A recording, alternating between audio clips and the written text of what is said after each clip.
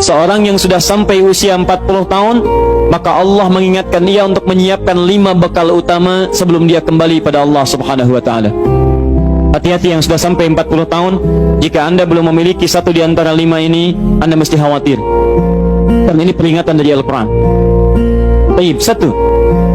Qala Rabbi auzi'ni an ashkura ni'mataka allati an'amta 'alayya wa 'ala walidayya. Amanat pertama, kata Allah, dia mesti memperbanyak doa kepada Allah Subhanahu wa taala agar dibimbing. Banyak doa agar dibimbing mensyukuri nikmat hidup, plus bisa meningkatkan bakti pada orang tua.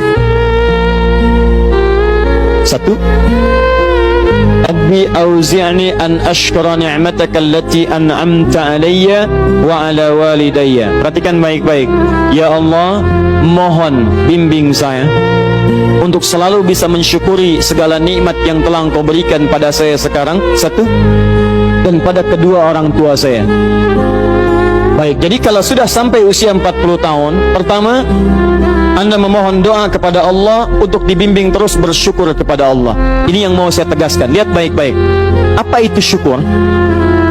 Tidak ada makna lain dari syukur yang tertuang dalam Al-Quran dan hadis kecuali ungkapan kebahagiaan atas nikmat yang Allah berikan kepada kita dengan cara menggunakan nikmat itu sesuai dengan fungsi yang telah Allah tetapkan.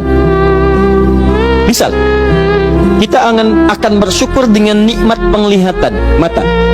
Anda diberikan 40 tahun dalam hidup, mata masih bisa melihat. Bagaimana mensyukuri nikmat mata? Kalau Anda ingin syukuri nikmat mata, maka yang paling singkat, gunakan nikmat mata ini sesuai dengan peruntukan yang telah Allah tetapkan.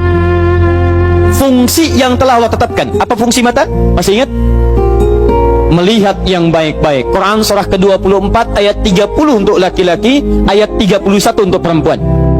Qul lil mu'minina yaghuddu min absarihim. Katakan pada pria-pria yang merasa punya iman. Dengan iman itu dia yakin dengan akhirat. Wabil akhirati hum yuqinun. Karena yakin dengan akhirat dia sadar akan pulang dan dia tahu nikmat matanya akan ditanya oleh Allah Subhanahu wa taala.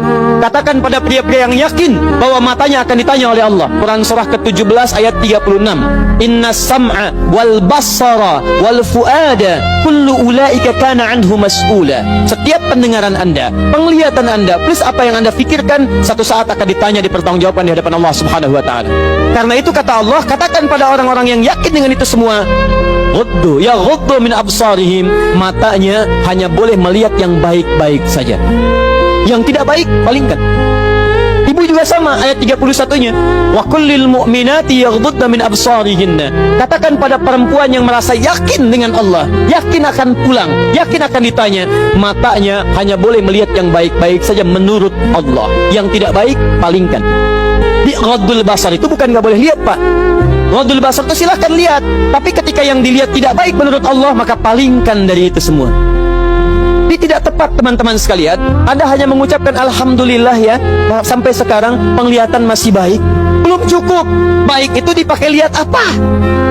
Penglihatannya baik, tapi masalahnya yang dilihat baik tidak. Itu poinnya. Maaf, ada anak usia 4 tahun, Bu, Pak, tidak bisa melihat. Dalam tidak bisa melihatnya, dia masih mau menghafal Al-Quran. Namanya Mu'af. Tinggalnya di Asyut, adanya di Kaira, negaranya Mesir. Matanya nggak bisa lihat, tapi dia sampaikan pada bapaknya, Pak, saya ingin menghafal Quran. Saya ingin menghafal Quran. Kata bapaknya, kamu yakin? Saya yakin. Baik, keluarga sederhana, punya cuman motor yang sangat luar biasa tidak bagusnya. Dimodifikasi dashboardnya, menempuh jarak kisaran 20 km. Datang pada syekhnya, bapaknya kemudian membonceng, muadnya di belakang. Teman-teman sekalian, setiap berangkat datang pada syekh, dapat hafalan baru, bapaknya tulis ayatnya, disimpan di dashboardnya. Di jalan lihat ke sini, lihat ke jalan, lihat ke sini, lihat ke jalan. Mu'adz bacakan ayatnya, bapaknya mendengarnya. Secara singkat, tiba-tiba setelah itu fasenya berakhir, jadilah anak ini hafal Quran. Yang ngantar belum hafal Quran, yang diantar nggak bisa lihat hafal Quran. saking mudahnya Al-Quran, yang nggak bisa lihat bisa hafal Quran. Tapi bapaknya dapat pahala dari transferan anaknya. Perhatikan baik-baik. Begitu dibacakan Qurannya, bagus makhrajnya, viral kisahnya.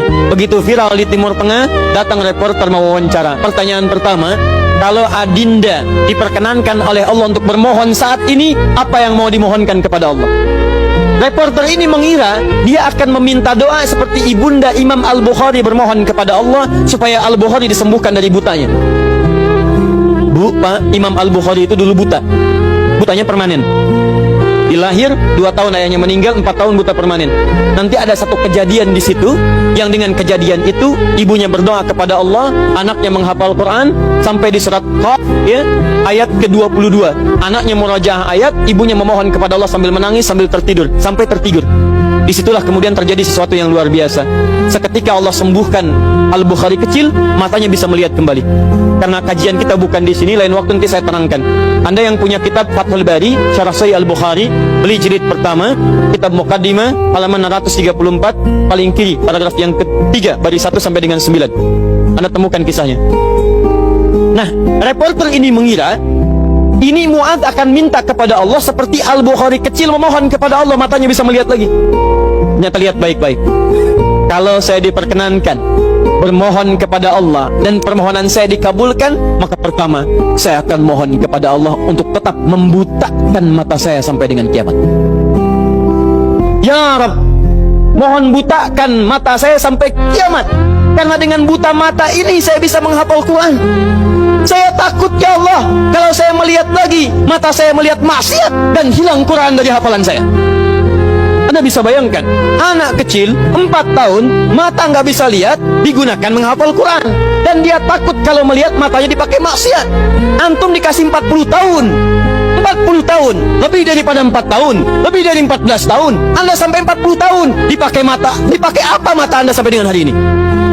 Berapa maksiat yang telah Anda kumpulkan dari mata Anda itu? Mungkin wajar, jangankan hafal, baca masih sulit, lihat mushaf masih enggan, membaca masih susah. Kalau Anda sulit berhadapan dengan Al-Quran dalam pandangan Anda, tanyakan pada diri Anda, dipakai maksiat apa mata ini selama ini?